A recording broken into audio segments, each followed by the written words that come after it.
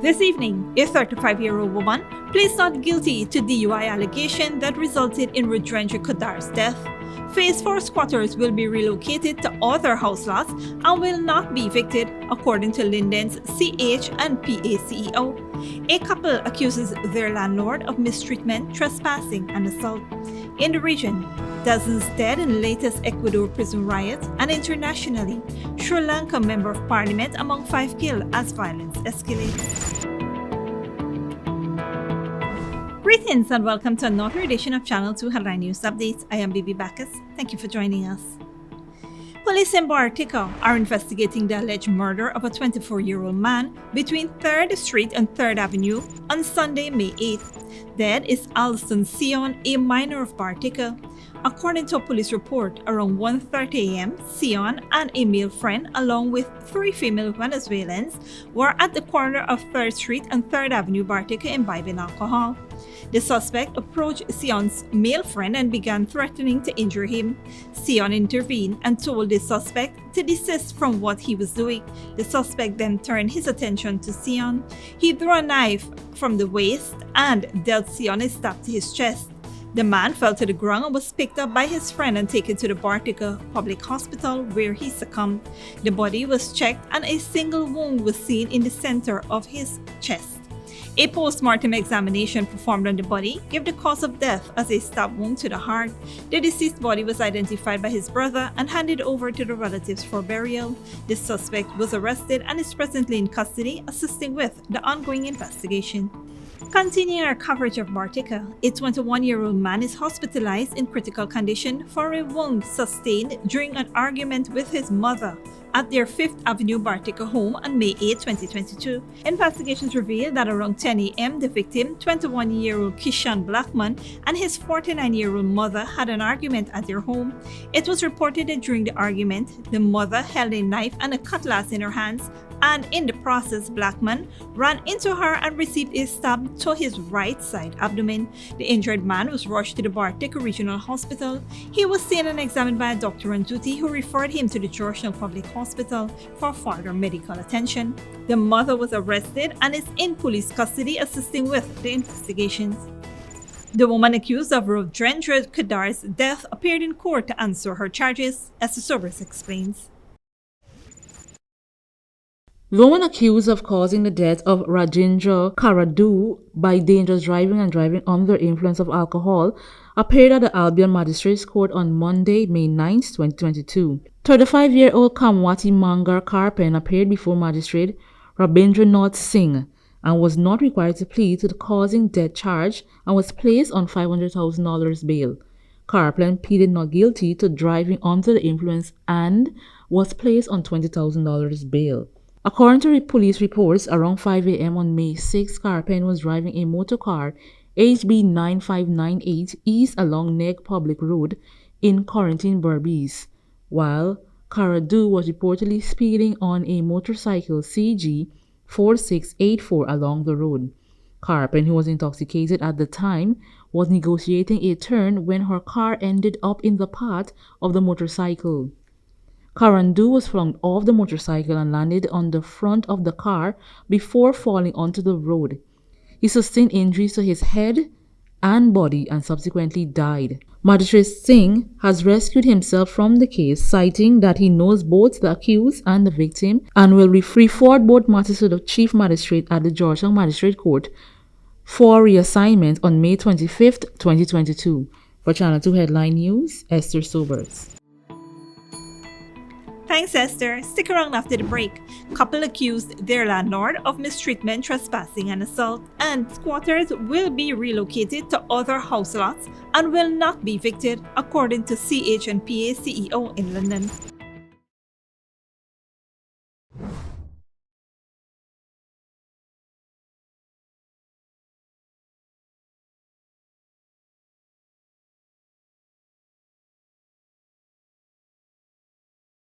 The Guyana Elections Commission GECOM is currently conducting a cycle of continuous registration. Anyone who will be 14 years or older by October 31, 2022 and is a Guyanese citizen by birth, descent, naturalization, or is a citizen from a Commonwealth country living in Guyana for 1 year or more. It is your civic duty and legal responsibility to apply for registration if you are eligible. When you do, you would be issued a national ID card and be listed to vote at future elections if you meet other eligibility criteria. Persons could be fined or sent to prison for refusing to apply for registration. Registration will end on May 29, 2022. For further information, please contact GCOM on hotline numbers 225-5868, 225-5808, or visit the GCOM website at www.gcom.org.gy.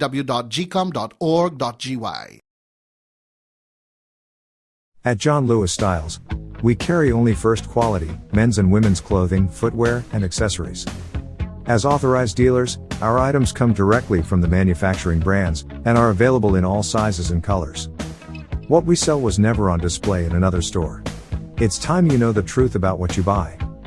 Come visit us on Waterloo Street. John Lewis Styles. Simply different. Good girl forget things.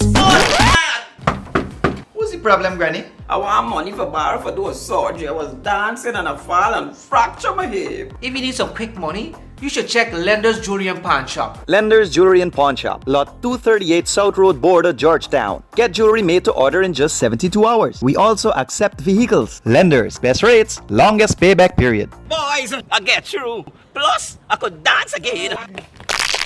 Lender's Jewelry and Pawn Shop.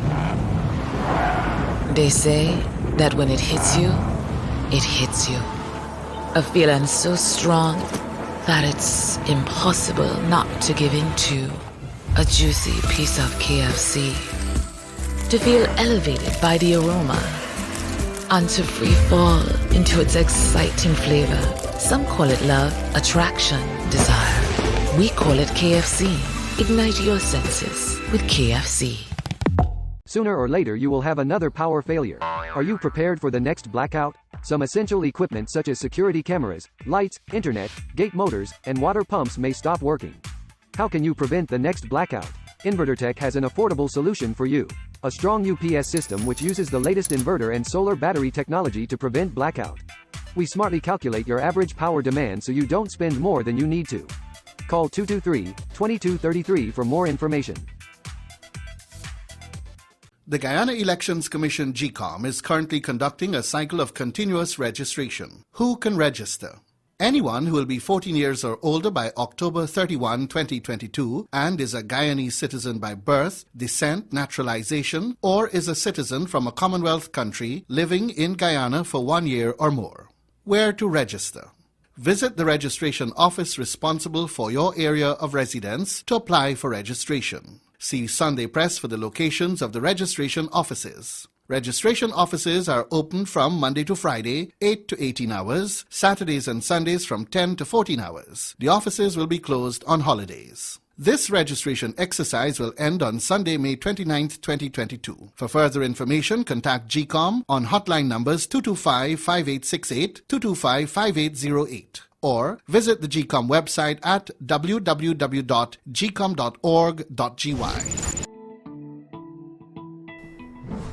Welcome back. Over the weekend, the Central Housing and Planning Authority demolished several illegal structures of squatters at Phase 4 Amelius Ward Linden. On Monday, the Chief Executive Officer of the Central Housing and Planning Authority, Linden, Sherwin Graves, engaged some 16 persons who lay claims to those structures which were demolished. Mr. Graves outlined to the squatters that while the exercise was unfortunate, it was necessary as the area was earmarked for a new thoroughfare. Graves further explained that last year 400 house lots were allocated in the area, but persons would not be able to access these lots because those illegal structures were obstructing the roadways. As a result, the demolition actions were carried out. However, the CEO has committed to providing alternative housing solutions for all persons affected. He said those persons would be relocated to house lots in other locations and would not be out of a home.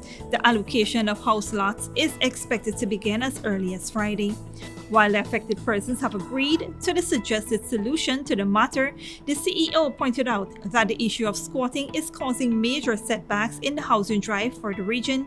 According to Graves, a survey was conducted in mid-2021 and no structures were in the roadways. Of the 16 informal settlements, only 2 habitable structures existed at the time of demolition, while the other structures varied from chain link fences to wooden and concrete foundations.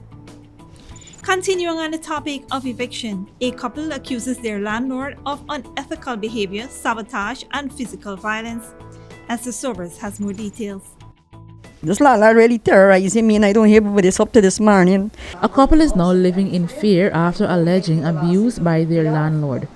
Regina Wickham, 50, and her husband Abdul Rashid, 47, are pursuing legal action against their landlord in Riverview, East Bank, Darara, after threatening to steal their stuff, harass them, and even physically harm them.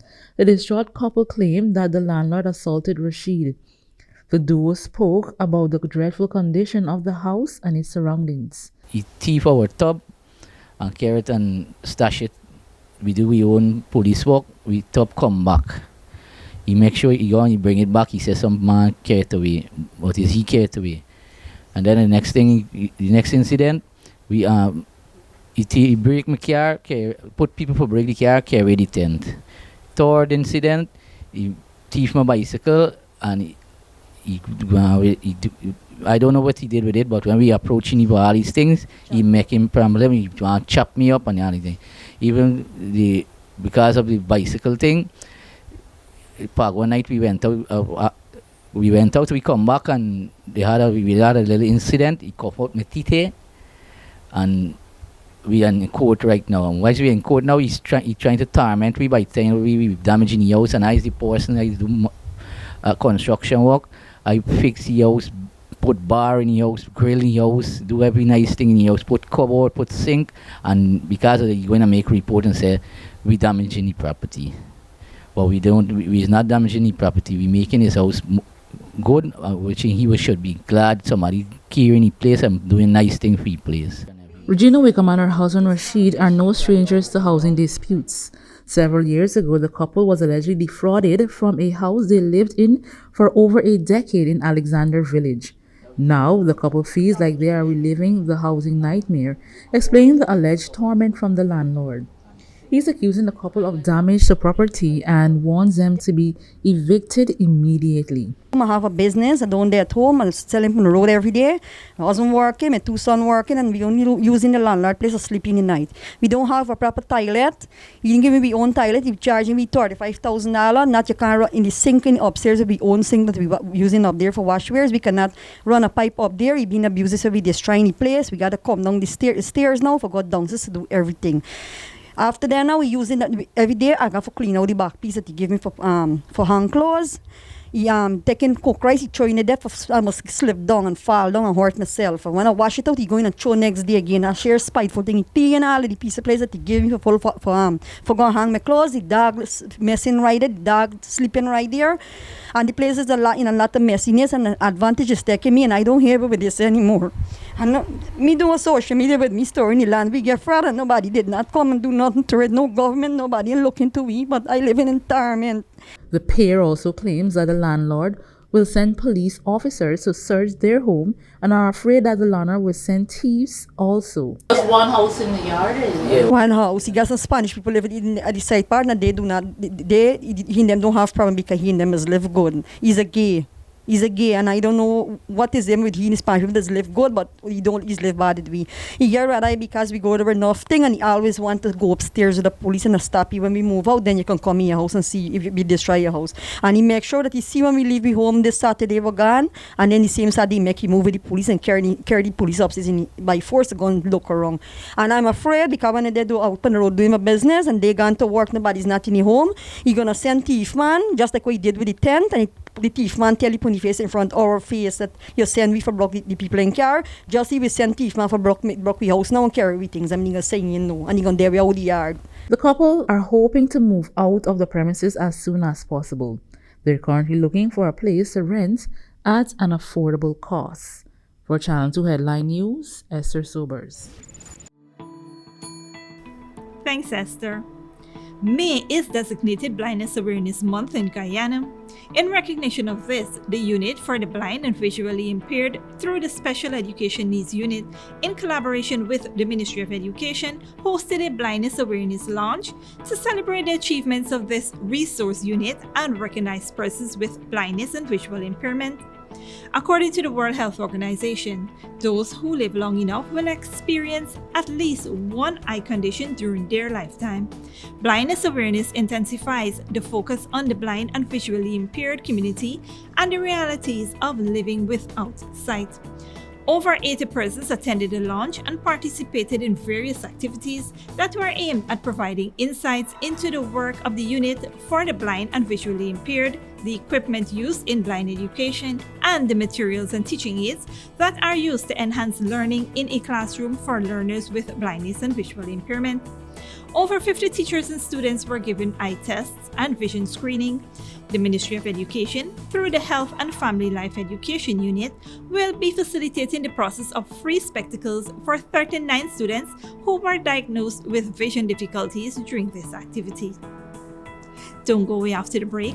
Experts gather in Arkansas to discuss the future of the U.S. supply chain, and Sri Lanka Member of Parliament among 5 killed as violence escalates. But before that, here is the bridge retraction schedule sponsored by Antique and Modern Concrete Molding Establishment.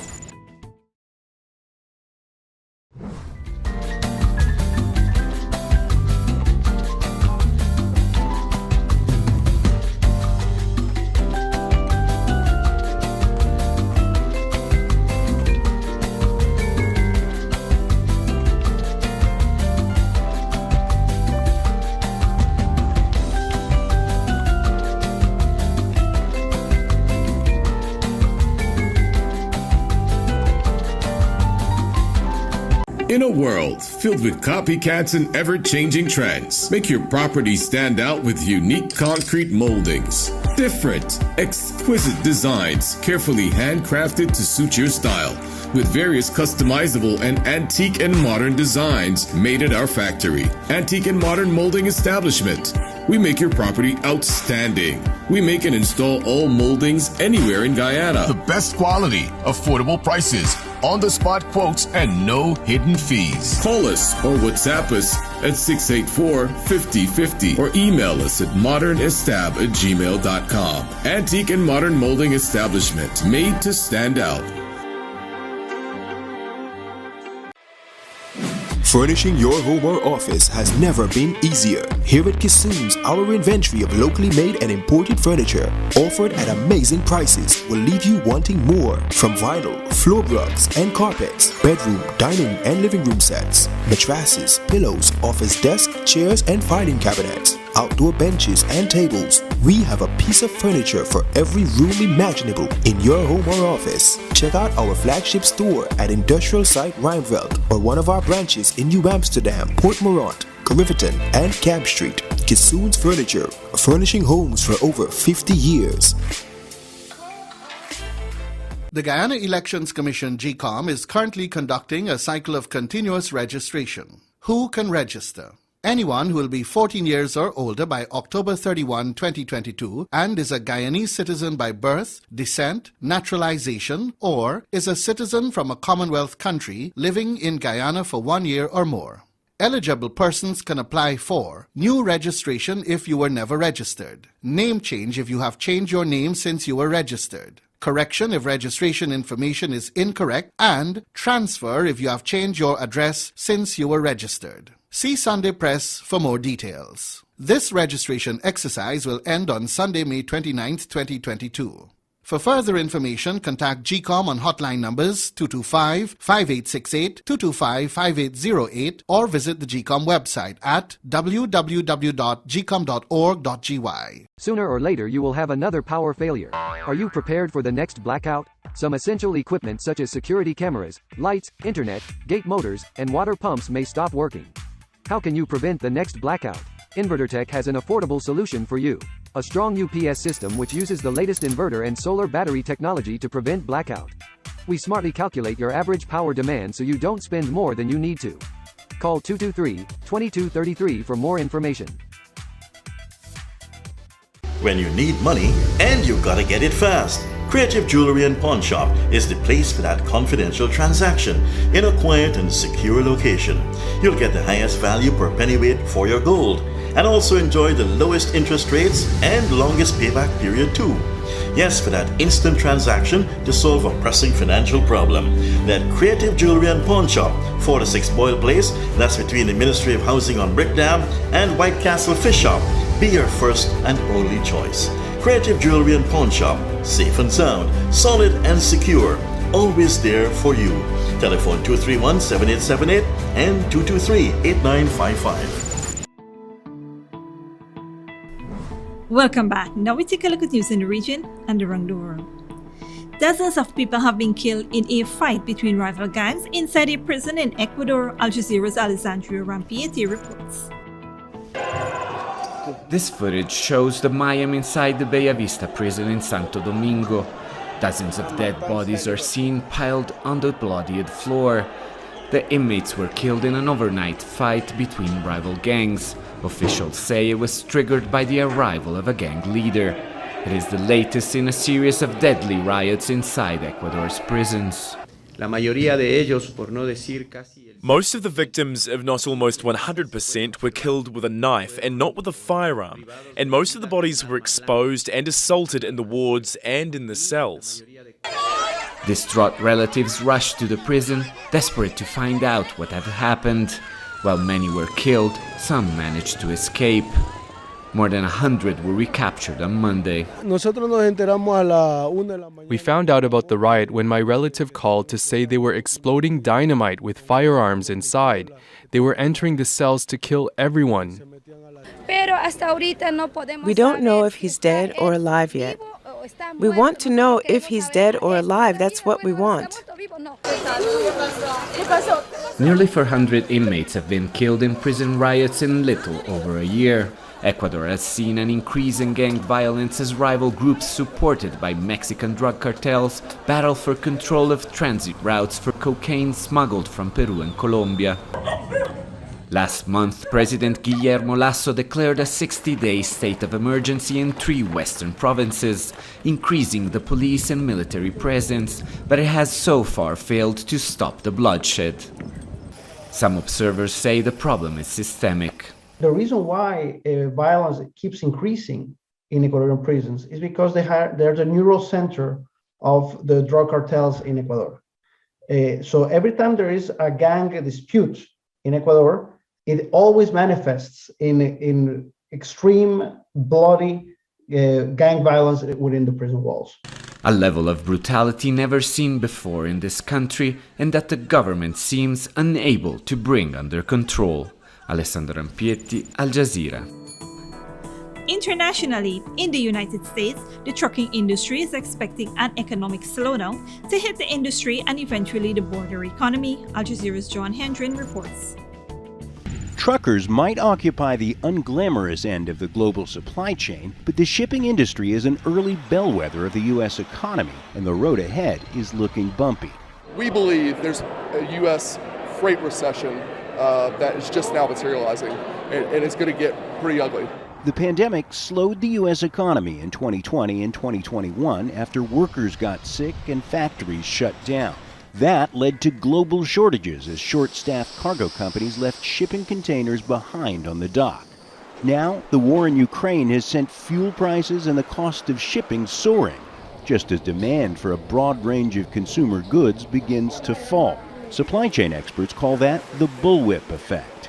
You have tons of inventory and then not enough inventory, and then you overreact and you just keep going through this vicious cycle, and we've seen that over the last couple of years, and I think we're now headed in the other direction.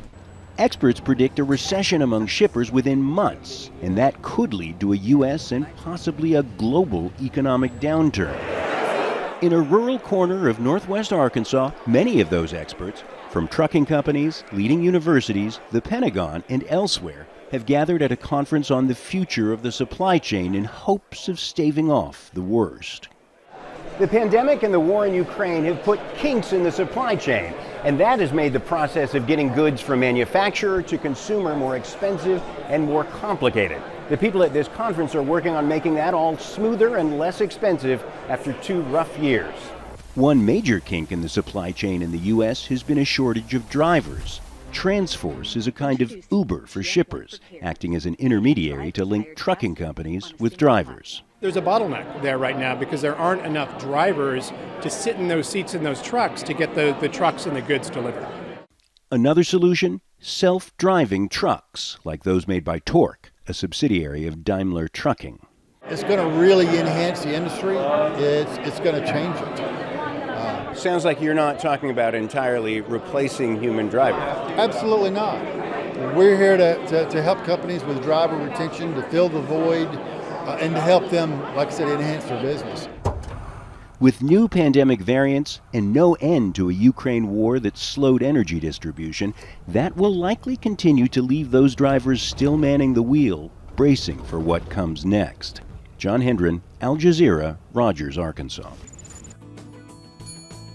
And finally, Sri Lankan Prime Minister Mahendra Rajapaksa has been forced to resign after a day of violence saw 5 people, including a ruling party member of parliament, dead, with reports emerging of people attacking properties linked to the ruling party across the island nation. Al Jazeera's Maneli Fernandez reports.